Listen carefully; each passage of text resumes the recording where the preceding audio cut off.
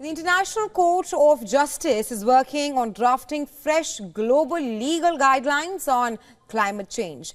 During its arguments before the top UN court, the United States has said that historical emissions should not be considered wrongful acts. The ICJ is expected to deliver a non-binding advisory opinion on climate change, which is expected to shape future climate litigation. The U.S. representative said at the hearing that an advisory proceeding is not the means to litigate whether states have violated obligations pertaining to climate change in the past.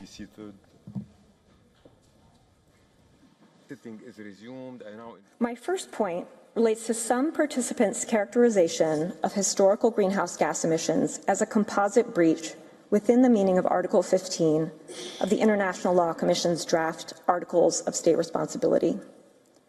It has been suggested that at the moment a state's cumulative emissions pass a certain threshold, a composite breach has occurred, and therefore all of its past emissions become internationally wrongful, even those occurring before a legal obligation was in place. We disagree.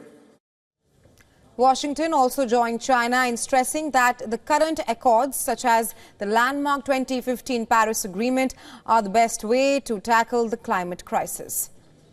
But these comments from the world's top two polluters, they have drawn fury from the campaigners.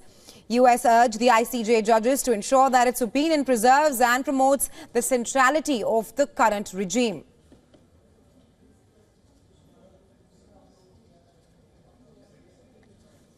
The court has an opportunity to reinforce the ongoing negotiations in the UN climate change regime, including the Paris Agreement's ambition mechanism.